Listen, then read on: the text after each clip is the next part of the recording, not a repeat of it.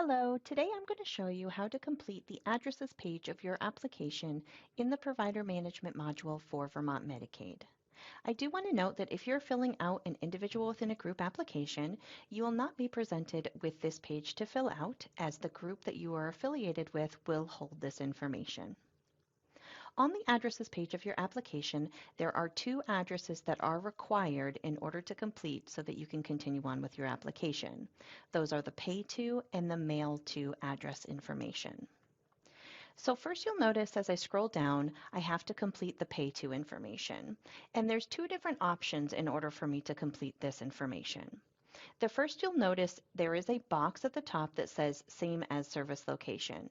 On the previous page, we had to enter in our primary service location information. And if the contact information for that service location is the same as the contact information for your pay to, meaning the person is the same, the address is the same, the phone number is the same, all of those things, if that is exactly the same, you can click same as service location, and that will auto fill in all of the information from the service location that you entered so you don't have to re-enter it. I do want to note, however, if you were to select same as service location, move on with your application, and if for any reason you had to go back to edit any information in your service location, it's not going to let you. What you would need to do is come back to the addresses page first, uncheck same as service location, and then you could go back to the service location page to make any edits that you need. But as long as you have information copied over into the addresses page, you can't edit the service location information. So that's just good to note in case you have to go back to change information. You just want to make sure you're uncopying any service location information. I am going to select same as service location for today. The information's the same, but if the information wasn't the same, you absolutely just need to fill out the information by completing each field with an asterisk. So you would just type in the information. This goes with the service location information for my email and my phone. So you'll notice that they separate these two. So I'm still under the pay to information. First was my location name with the contact person and the address. That I copied over as the same. But if the email address and the phone number were different in this specific case, I don't necessarily have to copy that information over too. I could put a different email address and phone number. For today, I am going to select that it was the same as my service location. But again, you don't need to do that. You can absolutely just type in the information. Under that, the other required address that you're going to need to fill out on this page is the mail to information. And the mail to information is important for all of your notifications. So for instance, your notification to revalidate, all of that information is going to go to your mail to address information. So you have similar options here on the mail to that you did with the pay to. You'll notice at the top now I have a drop down box. And if I select that drop down box, I have the option to copy from my service location or my pay to.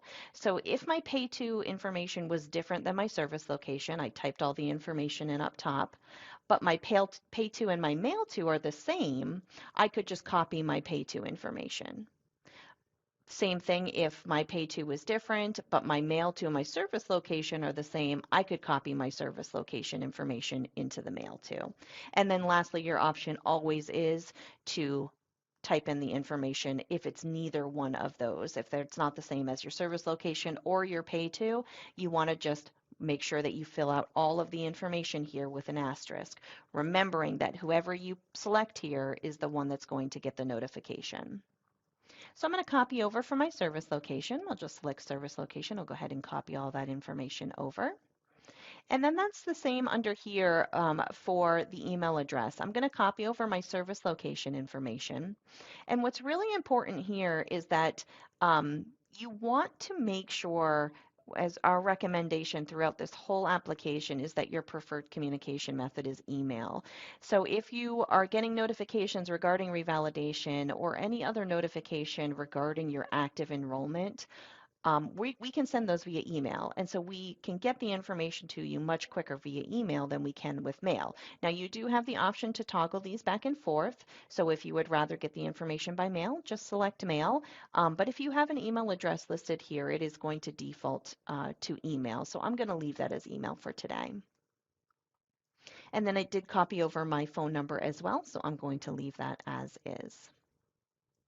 There are 4 other addresses that you can complete if applicable to you. These are not required addresses. So once you've filled out the pay to and the mail to information, you can move on to the next step. However, if you have a specific address, say that you wanted your prior authorization information, your notice of decisions to go to, you can click on the plus sign on the right-hand side, and that's going to open up the information to enter in prior authorization details specifically. So you may have a different department, a different contact person that you want to receive all information regarding prior authorizations, all of your notice of decision. You're going to go ahead and you can just enter in the information here. You'll notice that nothing has an asterisk on it because it isn't required. If you don't enter information, for instance, for prior authorization, we're going to send it to your mail to information. However, if you start filling out any of these fields, you're going to need to complete it in order to move on. You can't, for instance, just put a name here and then try to save and continue. You're going to get an error and it's not going to let you continue. So either you have nothing in these extra addresses or you have to fill it out completely in order to move on. And that would hold true for remit to, legal, or medical records request. If you have specific contact information, specific addresses, phone numbers, emails that you want listed for any of those, you'll do the same thing. You'll click the plus sign and fill out all of the information that is required for you to be able to move on.